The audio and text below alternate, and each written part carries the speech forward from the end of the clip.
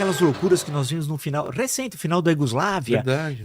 né, nos anos 90 especialmente. Então, nós temos todas essas condições. Agora, precisa ter governo, precisa ter um clima, não de turbulência. Nós vemos um clima de turbulência tenebroso, que impede discussão racional. Verdade.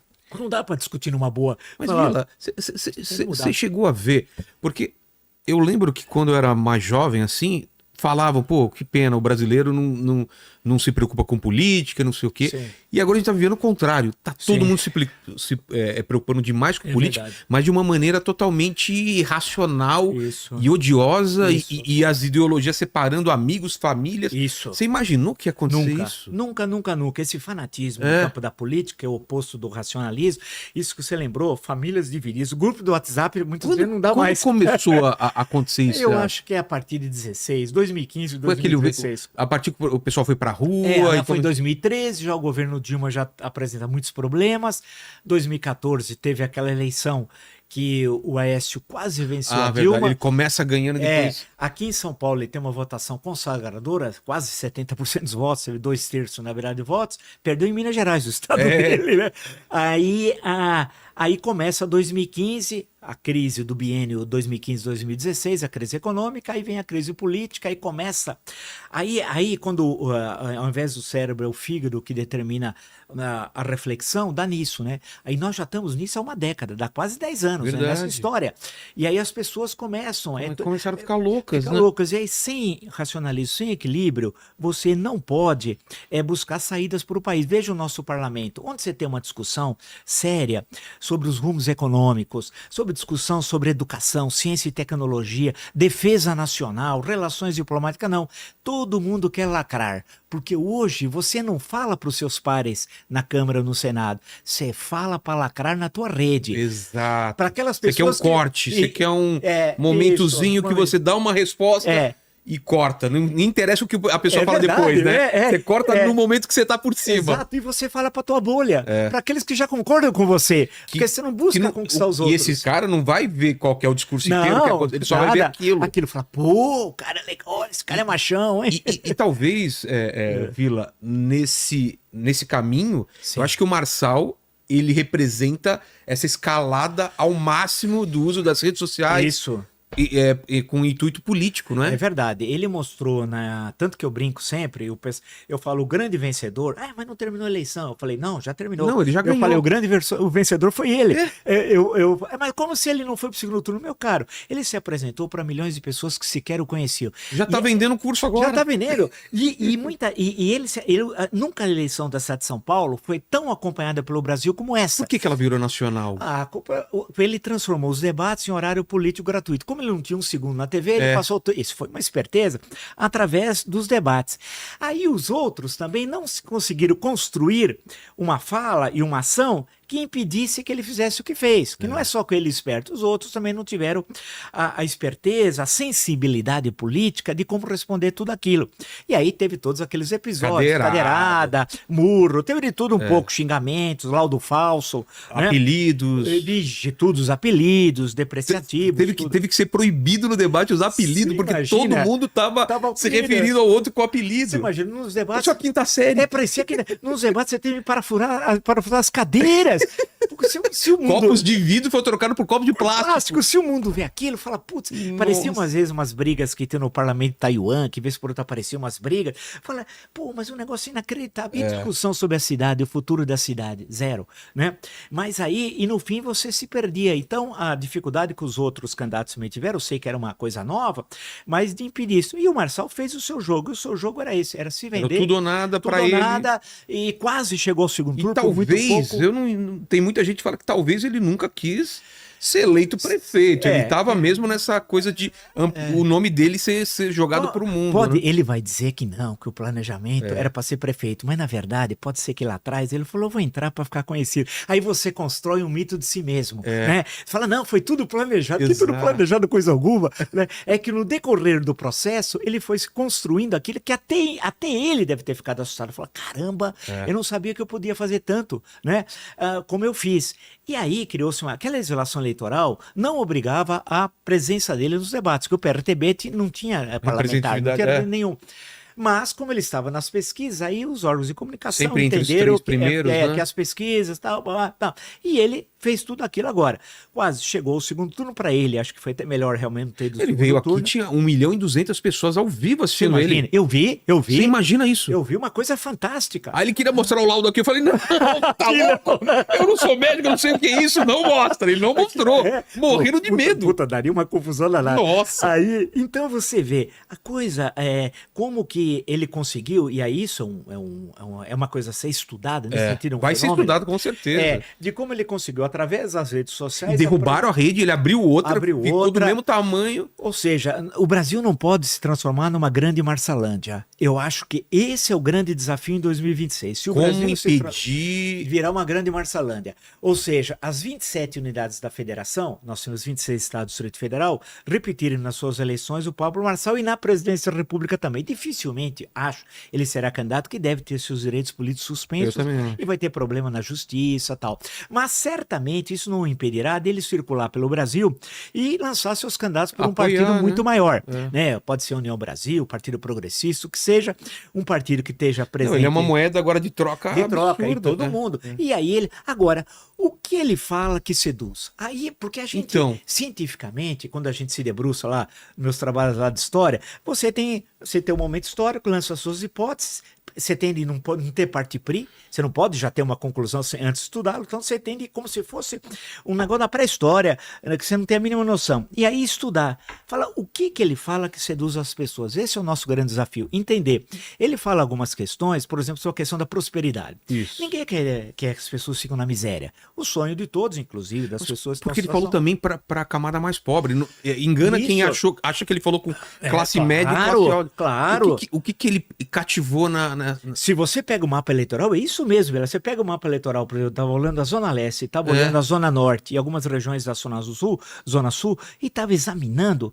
Eu falei, putz, vida, como é que esse pessoal votou nele? Votou nele porque ele dá essa ideia, e isso é um problema também, que tem de ser analisado, daquela facilidade, ao invés da riqueza, seja produto do trabalho, do esforço, da educação, ela que pode leva ser tempo, baixa, que leva tempo. O tempo, e muitas vezes o sujeito tem isso porque o avô passou para o pai, passou para o filho, que trabalha para diabo para construir aquilo. Então, da ideia de que em 1, 2 anos está resolvido, basta você pensar positivo, levar até o limite as suas forças, até força física, vídeo, os exercícios que ele já fez, o que aconteceu com aquele rapaz lá na maratona, acabou morrendo, que você atinge os seus objetivos. Não é isso. Você tem a sociedade, todas as contradições existentes na economia, naquele momento histórico, e é muito mais complexo a questão do que essa. Agora, as pessoas, por outro lado, que ouvem o discurso, querem uma resposta rápida. Mas também tem um pouco da mistura do palavreado evangélico, também, né? Também. A mistura da religião com... Essa é a novidade dele. Ele pegou a linguagem de coach, associou com a linguagem evangélica, principalmente, e deu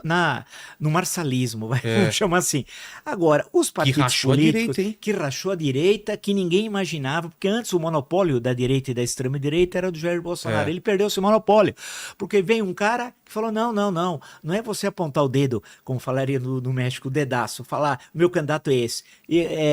Eles é que vão escolher livremente. E isso cria um novo quadro para 2026, mesmo que ele não seja candidato, o que é mais provável, como eu disse anteriormente, porque ele deve perder os direitos políticos, mas vai continuar circulando pelo país. Agora a pergunta é, seduz, como que se pode responder a ele? Não é só criando dificuldades jurídicas para ele ser candidato, não é como a gente fala no futebol, é o tapetão, não é através de tapetão inventar isso, é olhar e falar o seguinte, as pessoas querem mudar. Será que os partidos de esquerda, vamos chamar assim de centro ou de centro-esquerda... Correu o grande risco da esquerda ficar fora do segundo turno. Aqui em São Paulo, o PT só ganhou em 3 cidades. 3, dos quais uma delas o PT só o PT era candidato. Sim. Quer dizer, na verdade, 2. No primeiro turno. Isso é um sinal de alerta. Sinal de alerta e daqueles. De falar assim, aqui na cidade de São Paulo, o Boulos teve muito menos votos que o Lula, porque o Lula em 2022 ganhou do Bolsonaro na cidade de São Paulo. Então, o que acontece? Será que essa linguagem, aí eu sei que é uma polêmica, mas tem de ser colocado, essa questão do identitarismo, das questões de gênero, é o elemento dominante no discurso discurso da esquerda, ou é melhor aquele discurso lá, de onde nasceu nos anos 80, 90, das questões sociais, econômicas. É o que o Mano Brown falou, né? Que tem que voltar para base, o PT, estão esquecendo, né? E aí você tem que ter um outro discurso para o sujeito da periferia, porque é bom lembrar os votos que, por exemplo, o Marçal teve na periferia, e falar o que ele quer ali. Ele quer emprego, ele quer escola, Zona Leste, uma parte da Zona Leste ele ganhou. O Bolo só ganhou no extremo mesmo, mas o resto aqui ele ganhou. Então o que eles querem? Querem ter segurança, então precisam ter um discurso para segurança, não adianta ficar fazendo um discurso que agrada uma pequena fração da sociedade, para ser bonitinho, ser moderno, não. Então você tem de entrar na discussão da segurança pública, você tem de falar da educação, tem de falar do trabalho. Você veja, tem o Ministério dos Esportes, veja o absurdo, velho. Tivemos as Olimpíadas. Quando tem Olimpíada, todo mundo para assistir, né?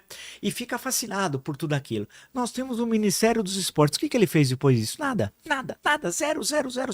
Todos os governos estaduais têm uma secretaria estadual e quase todas as prefeituras têm secretaria de esportes. O que eles fazem no conjunto? Nada, absolutamente nada.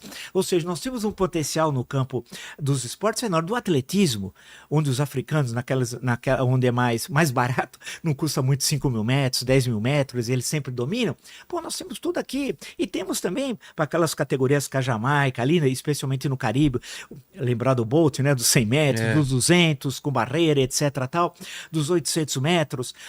Nós temos tudo aqui, material aqui no campo do atletismo, fabuloso, que custa, precisa de equipamento, isso, aquilo. Equipamento, coisa alguma, basta do mínimo incentivo, né, de criar jogos aqui na cidade de São Paulo, no estado, no Brasil.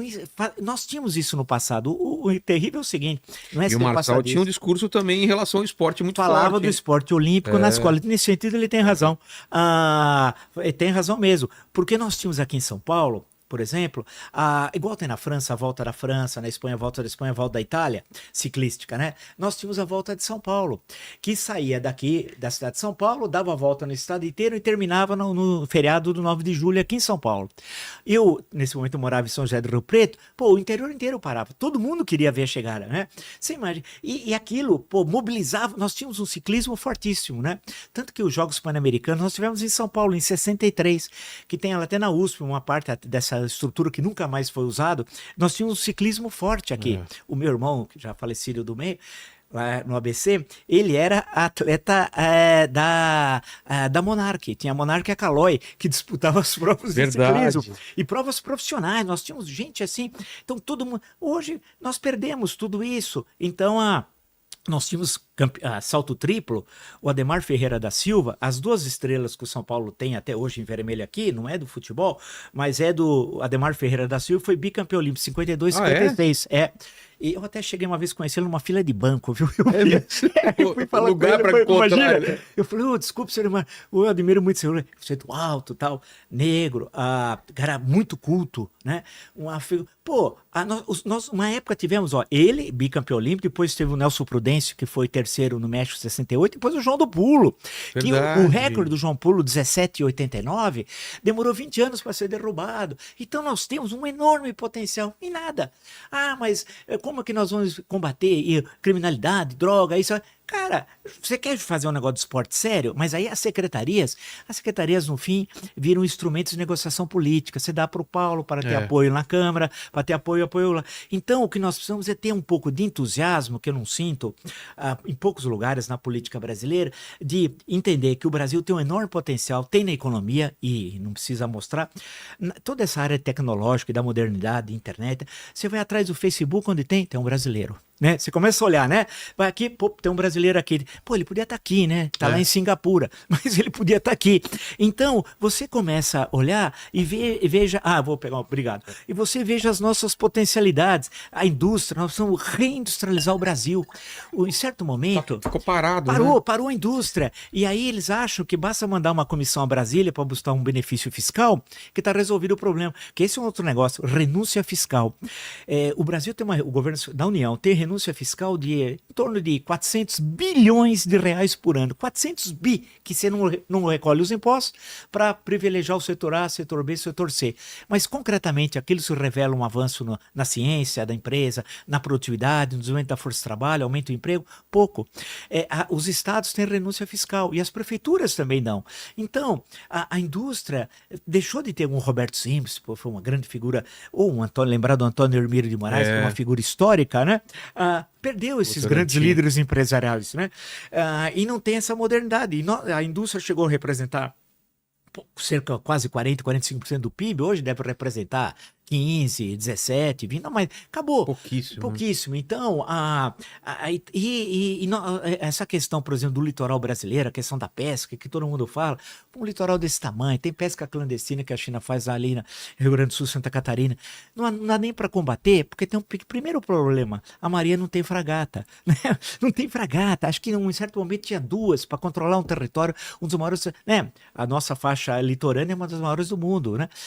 Então falta um pouquinho, aí o parlamento devia estar discutindo isso, como proteger o território nacional, como fazer essa discussão na área de educação, tecnologia, como o presidente da China vai estar em novembro aqui, Xi Jinping, como nos relacionarmos com a China.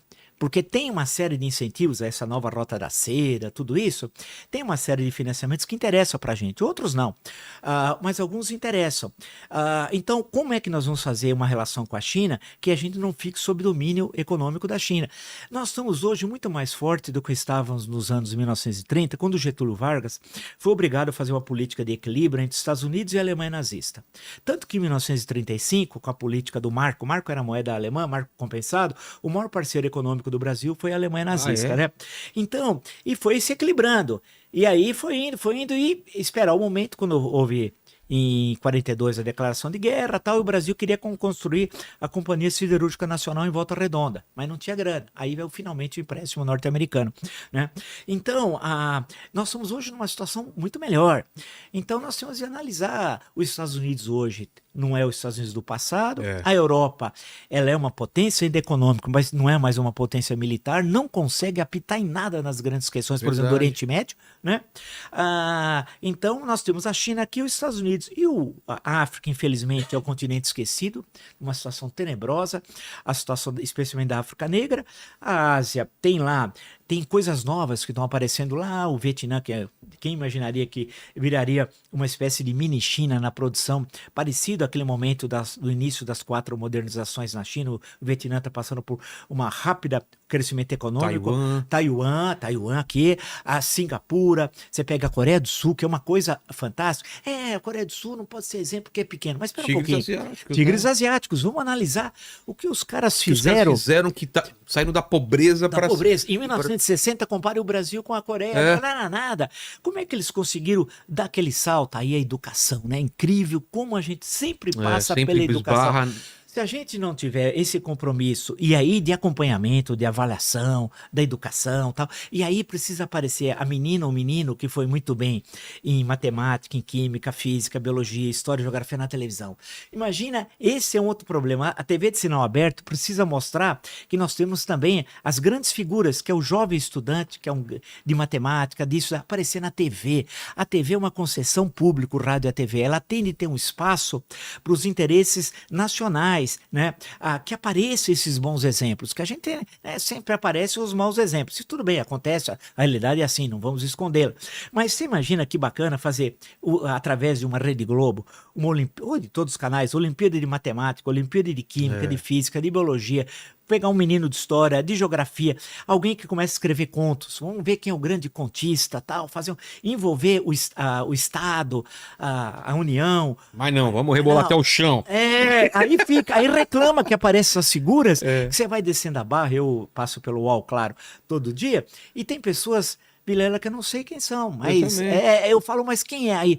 50 milhões de seguidores. 50 milhões, aí você fala, mas como é possível 50 milhões de seguidores e fala coisas escatológicas, coisas assim bizarras, que você liga e fala, meu Deus, que exemplo isso é para um jovem, uma menina que está com 13, 14 anos, para um menino. Então nós precisamos dar esses bons exemplos, é isso que falta ao país e nós precisamos fazer isso urgente e temos condições de fazer isso.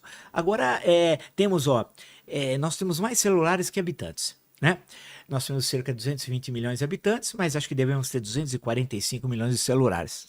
É difícil um país que tem uma população, olha, todo mundo hoje tem celular. O estado de São Paulo, se você olhar, todo mundo na rua Verdade. é pobre, é rico e tal. Então, como você não usar essa tecnologia fantástica, é uma revolução da humanidade, importantíssima, justamente para o campo da educação. Eu sempre falo que nós devíamos ter uma disciplina no ensino médio, pode ser no primeiro ano, no antigo colegial, a Constituição Brasileira, entender a Constituição Brasileira, uma aula sobre uma disciplina da Constituição, quais são os nossos direitos, quais são os nossos deveres, como é que se organiza o país.